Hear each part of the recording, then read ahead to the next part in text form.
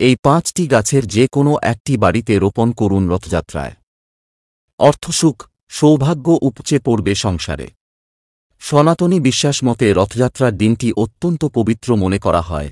এই তিথিতে বাড়ির নির্দিষ্ট স্থানে সঠিক বৃক্ষরোপণ করলে সংসারের জন্য সেটা খুবই শুভ। রথযাত্রায় সঠিক বৃক্ষরোপণ করলে মা লক্ষ্মীর আশীর্বাদে দূর হবে বাস্তুদোষ, সংসারে সুখশান্তি ও সমৃদ্ধি বজায় থাকবে বলছেন জ্যোতিষ বিশারদ পণ্ডিত হিতেন্দ্র কুমার শর্মা। রথযাত্রার দিন বাড়িতে বা অফিসে আনুন লাকি ব্যাম্বু।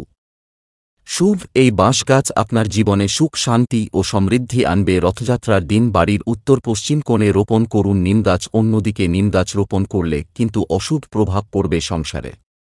বাড়ির উত্তর পূর্ব দিকে বা উত্তর পূর্ব কোণে রথযাত্রায় রোপণ করুন কলাগাছ। এটা অত্যন্ত শুভ। তুলসী গাছের পাশেও রাখতে পারেন। কলাগাছকে মঙ্গলদায়ক এই গাছের নিত্য পুজোও করতে পারেন।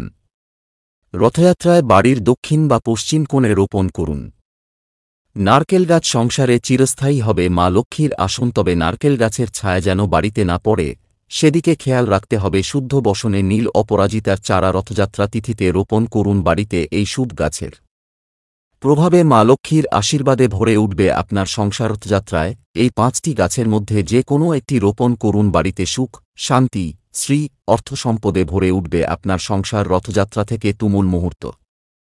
রবিবার থেকে 3 রাশির কপালে টাকার বন্যা, জমিবাড়ি, সোনার গয়না অদৃষ্টে। রথযাত্রা থেকেই ঘুরছে কয়েকটি রাশির জাতক জাতিকাদের জীবন। জগন্নাথদেবের কৃপায় 3 রাশির জীবনে বিরাট মুহূর্ত আসতে চলেছে। জীবনের সমস্ত ক্ষেত্রেই আসতে চলেছে বিরাট সাফল্য। সব মিলিয়ে জাতক জাতিকাদের জীবনে বিরাট প্রভাব বিস্তার করতে চলেছে। বৃষ রাশির জাতক জাতিকাদের জন্য চাকরি ব্যবসায় উন্নতি হতে পারে। আর্থিক পরিস্থিতি আগের থেকে আরও ভালো হতে চলেছে। পরিবারের সুখ ও শান্তি বজায় থাকতে চলেছে। বৃশ্চিক রাশির জাতক জাতিকারা জীবনে বিশাল উন্নতি হতে চলেছে। ব্যবসা বাণিজ্যের জন্য অত্যন্ত ভালো সময় আসতে চলেছে। মিথুন রাশির জাতক জাতিকাদের জন্য অত্যন্ত বড় মুহূর্ত আসতে চলেছে। একই সঙ্গে আগামী 7 জুন 2024 কর্কটে শুক্রের প্রবেশ। এর ফলেই মিথুন, কন্যা ও কর্কট রাশির জাতক জাতিকাদের জীবনে বিরাট সময় আসতে চলেছে। আগামী 8 জুলাই উত্তরা ভাদ্রপদ নক্ষত্রে রাহু প্রবেশ করতে চলেছে।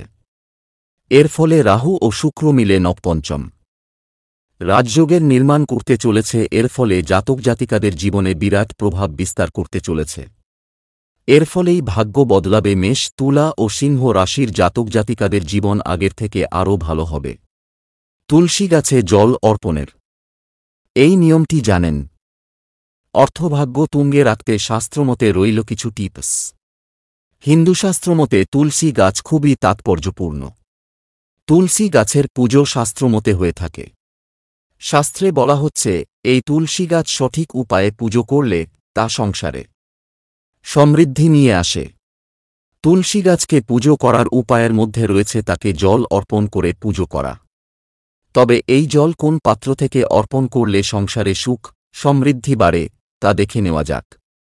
তুলসীকে ঘিরে কি কি জ্যোতিষ উপায় রয়েছে তা দেখে নেওয়া যাক। তুলসী গাছ কোন দিকে লাগানো শুভ? বাড়িতে তুলসী গাছ থাকলে তা সর্বদা পূর্ব দিকে লাগানো শুভ। তুলসী গাছ কখনোই দক্ষিণ দিকে লাগানো সঠিক নয়। বাড়ির যে এলাকায় ভালো রোদ আসবে সেখানে তুলসী গাছ থাকলে তা সংসারে সার্বিক উন্নতি করে। বাড়ির দক্ষিণ দিকে তুলসী গাছ থাকলে দাম্পত্য জীবনে আসে কষ্ট, এমনই মান্যতা রয়েছে। তুলসী গাছে কোনোদিন জল দেবেন না। তুলসী গাছে সপ্তাহে রবিবার ও একাদশীর দিন জল দিতে বারণ করছেন শাস্ত্রজ্ঞরা। এমন দিনে জল দিলে তা সংসারের জন্য সুখের বার্তা আনে না। মনে করা হয় দেবতা বিষ্ণুর জন্য একাদশী তিথিতে তুলসী দেবী উপবাস রাখেন। তার জন্য এই তিথিতে তুলসী গাছে জল দান শুভ নয়। তুলসী গাছে জল দানের নিয়ম: তুলসী গাছে যে কোনো পাত্র থেকে জল অর্পণ না করে বিশেষ এক ধাতুর পাত্র থেকে জল অর্পণের কথা বলছেন শাস্ত্রজ্ঞরা। বলা হচ্ছে তুলসী গাছে তামার পাত্র থেকে জল অর্পণের কথা। এই তামার পাত্র থেকে যদি জল অর্পণ করা যায় তাহলে তা সংসারের জন্য শুভ কিছু সংবাদ বয়ে আনতে পারে। দেখা যাক তামার পাত্র থেকে জল দান করলে কি কি লাভ মেলে। তুলসী গাছে তামার পাত্র থেকে জলদানের শুভ দিক: মনে করা হচ্ছে তুলসী গাছে তামার পাত্র থেকে জল দিলে তা সংসারে ধন সম্পত্তি বৃদ্ধি করে। সর্বদিক থেকে কলেবরে বেড়ে যায় সম্পত্তির পরিমাণ, ফলে ব্যক্তি সঞ্চয়ের দিক থেকে হন লাভবান।